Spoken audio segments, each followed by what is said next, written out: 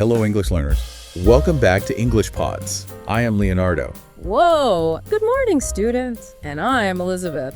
Today, we are diving into something a little different, like really different. Different good or different, Oh, definitely different good. Today, we are exploring an essential topic for anyone looking to excel in English.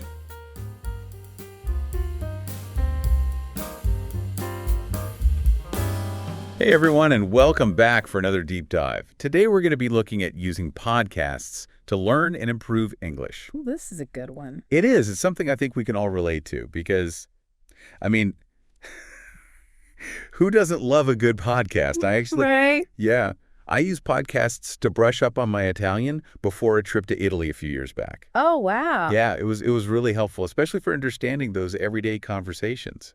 You know, just kind of getting... Like the flow. The flow, yeah, exactly. So I'm excited to dig into this topic today and see what we can learn. Yeah, me too.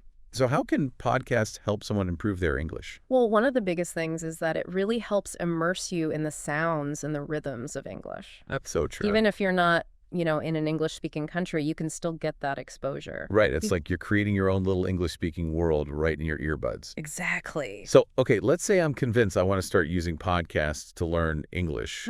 What are some of the key strategies or tips to really make the most of that listening time? Well, first and foremost, consistency is key. Oh, I knew you were going to say that. I know, right? But Right. It's so important. Even just short bursts of listening each day can make a huge difference. So you really think it's important to listen every single day?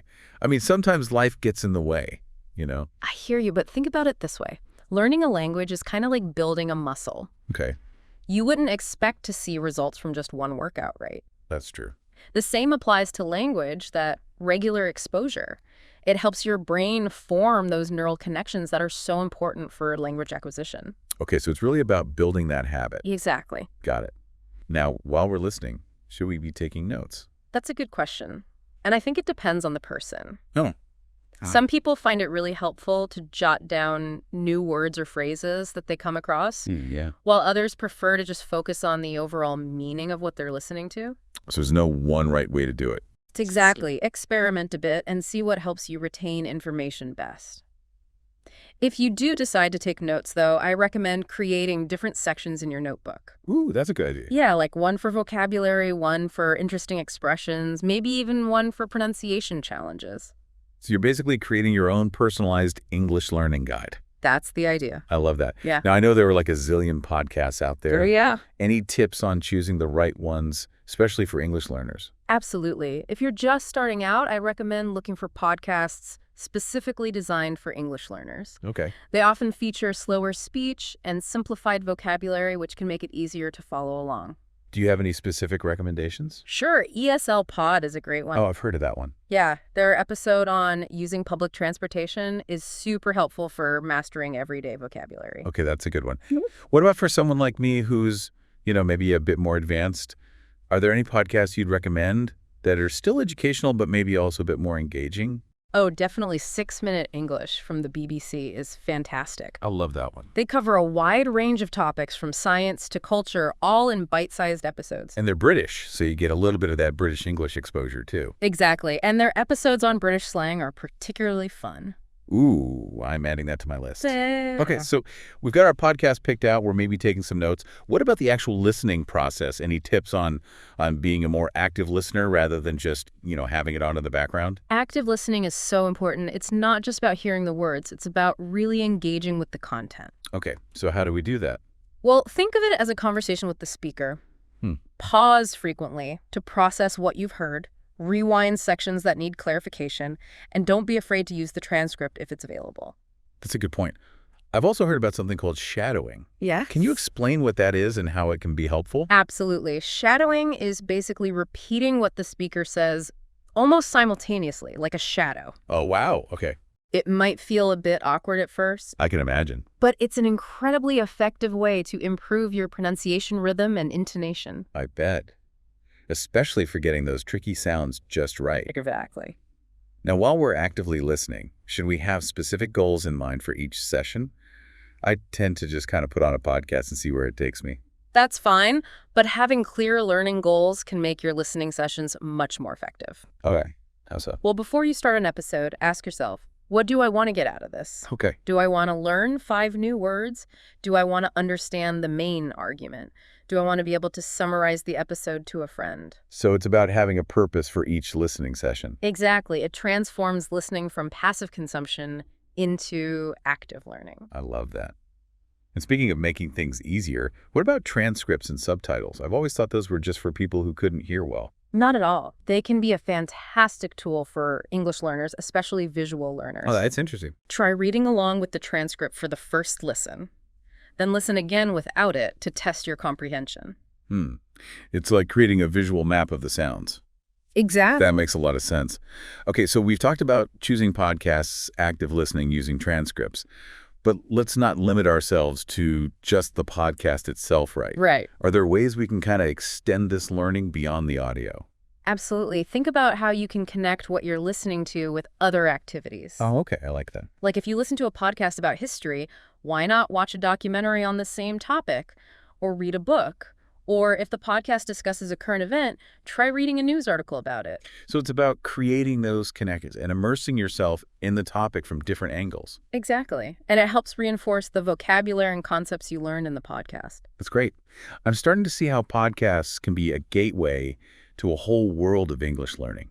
It's not just about listening. It's about branching out and exploring all these different avenues. That's the beauty of it. Now, what about engaging with the podcast community? I've never really thought about that before. It can be a really valuable part of the learning process. Really? Many podcasts have active online communities on platforms like Facebook, Reddit, or even within the podcast app itself. Okay, so what kinds of communities are out there? You can find groups dedicated to specific podcasts, groups for English learners, or even groups focused on particular interests like current events or pop culture. That's so cool. I never thought about that.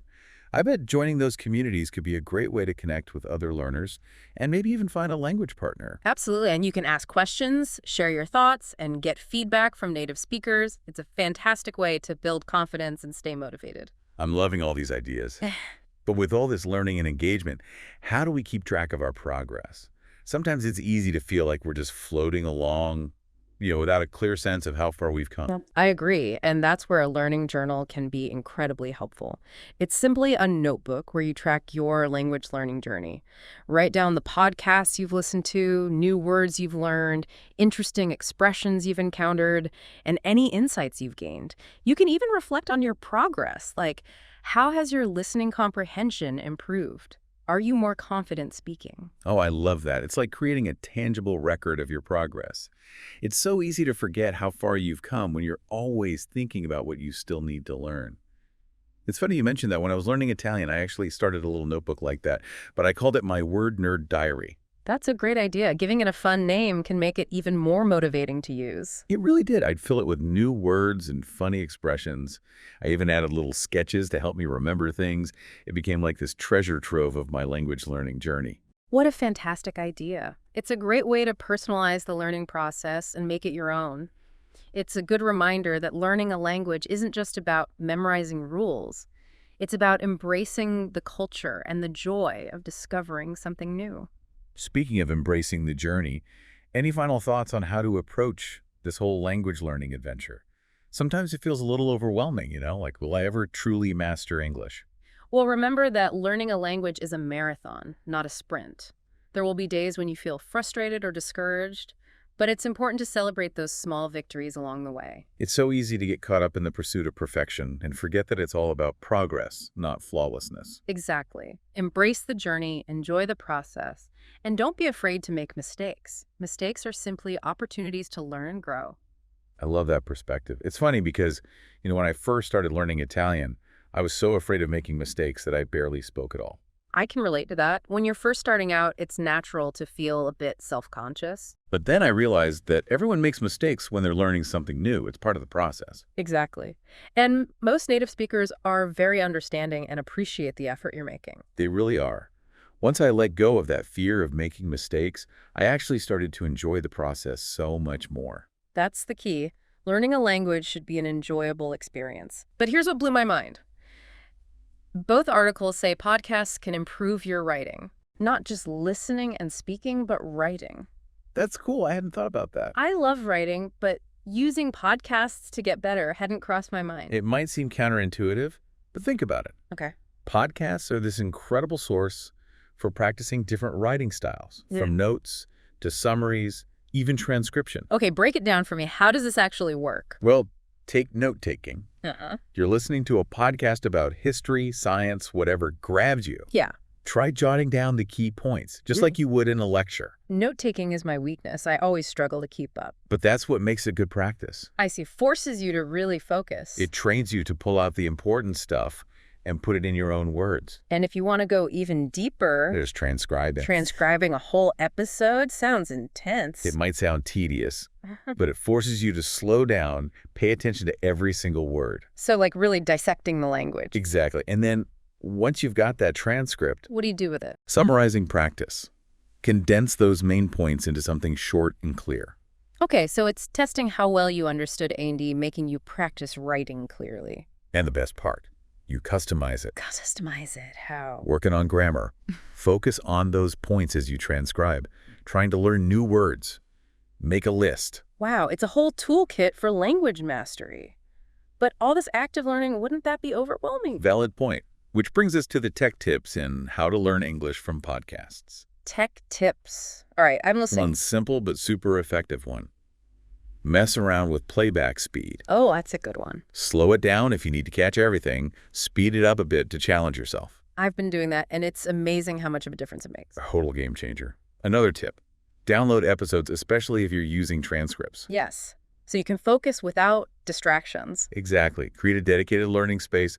No notifications popping up. I can't tell you how many times I've been trying to concentrate and then boop, boop, text message. Happens to the best of us. Downloading lets you fully immerse. And speaking of immersion, both articles talk about community. Oh, yeah. This is something I'm so passionate about, hearing from our listeners, seeing how they use this podcast to improve their English. That's great. It's incredibly motivating to be part of such a supportive community. It's amazing how technology can connect people across the world. Right. And it's not just about our podcast. There are forums, language partners, all sorts of communities to practice in. It's really hitting me now how learning English with podcasts is so much more than just passively listening. It's a whole world of active engagement and interaction waiting to be explored. Okay, now you've got me excited to dive even deeper into these techniques. Let's do it. Let's get into some more specific strategies and see how we can really maximize learning with podcasts. Sounds good to me. Now, before the break, we were talking about choosing the right podcast. Right, finding one that clicks with you. But even with a great podcast, sometimes my mind just wanders. Happens to everyone. Especially if the topic isn't, super gripping. Our brains love novelty. It's natural. But the Thinking in English article had this cool tip. Oh, yeah. Turning the podcast into a game. Ooh, I like that. Makes learning fun, right? Totally. It's like sneaking in exercise while watching TV. Exactly. And the article suggests setting a goal. A goal for each listen. Yeah, like a challenge. What kind of challenge? Could be anything. Find 5 new words, spot 3 grammar examples, I like that. or even summarize the main points in under a minute. Like a little mental workout. It's a knowledge treasure hunt. Keeps your brain engaged. Makes sense. Which reminds me, the How to Learn English from Podcasts article. Oh. They talk about using podcasts to train your ear for different accents. Ah, that's huge. Right. Podcasts expose you to so many ways of speaking. Especially useful if you're going to use English in, like, an international setting. Because let's be real, English isn't just one accent. Oh, absolutely not. It's a whole world of sounds. And the more you hear those variations, Yeah. the more confident you'll be talking to people from all over. This brings up a question I've always wondered. Dude. Is it better to focus on one accent when you're learning? Interesting question. Or should you just embrace the variety from the beginning? There's no right answer. It depends. On what? Your goals. What you want to use English for. Okay, so if I'm moving to London... Makes sense to focus on British English. Yeah. But if I'm just learning for, general purposes... Then hearing lots of accents will help you understand anyone. It's like music, right? How so? You might start with one genre, but eventually you want to explore everything. I love that. Yeah. The more diverse your accent playlist, Yeah. the better you can communicate globally. Okay, that's a cool way to think about it. So we've covered active listening, transcripts, accents. It's a lot. Is there anything else crucial for leveling up with podcasts? Both articles emphasize vocabulary. Of course, gotta have the words. But it's not just about memorizing lists. Right. How do you actually make those words part of your everyday English? Podcasts are amazing for that. They provide context. So instead of flashcards, you're hearing how words are used naturally. And the How to Learn English from Podcasts article suggests something cool. What's that? A vocabulary log. Ooh, tell me more. Simple. As you listen, write down any unfamiliar words, Okay. then look up their meanings, write example sentences using them. So you're basically building your own dictionary. Exactly. And the act of writing them down, using them in sentences, Yeah. that helps your brain remember them. It's active learning all over again. And here's another tip for vocab building. Listen for collocations. Collocations. Now that sounds fancy. It just means words that often go together. Oh, okay. Like make a decision, heavy rain, strong coffee. I get it. It's like learning the natural pairings. You start to internalize those patterns, your English sounds more natural. It's like unlocking the secret code of fluency. I love that analogy. And podcasts are full of these natural pairings waiting to be discovered. So it's not just about individual words. It's how they fit together, the whole tapestry of the language. Beautifully put. This is all making me feel way more confident. Glad to hear it. But what about those who are feeling a little overwhelmed? Where do they even start? Start small. Don't try to do everything at once. Pick one or two things that resonate with you. Makes sense. Language learning is a marathon, not a sprint. Consistency is key, right? And with podcasts as your guide, you'll be amazed at how far you can go. This has been awesome. I feel like I have a whole new toolkit for my English learning journey. Me too. Ah. I always learn something new when we do these deep dives. And remember, listeners, we're all in this together. A global community of English enthusiasts. So keep listening, keep learning, and most importantly, keep having fun. Couldn't have said it better myself. All right, welcome back to our final part of this deep dive. It's been amazing so far, right? So many great tips. But we've saved the best for last. Even better. We've got a special guest today, someone who really knows their stuff when it comes to using podcasts for language learning. I'm excited. Please welcome guest name. Thanks for having me. It's great to be here. You know, as we've been talking about all these techniques and strategies, I'm curious, from your experience, what's the biggest mistake people make when they're trying to learn English with podcasts? That's a good question. I think the most common mistake is expecting results too quickly. I see that a lot. It's easy to get discouraged, right? Language learning takes time. It's a journey. Not a destination. Exactly. It's like expecting to be a marathon runner after a couple of jogs. So true. It's about enjoying the process. And that's where podcasts come in. They make the process fun. I agree. They make it part of your everyday life. One thing that stood out to me from the articles we've been looking at is this idea of using podcasts to create a personalized learning experience. Absolutely. It's all about tailoring it to you. So what are some of your favorite ways to do that? Well, one thing I always recommend is choosing podcasts that match your interests.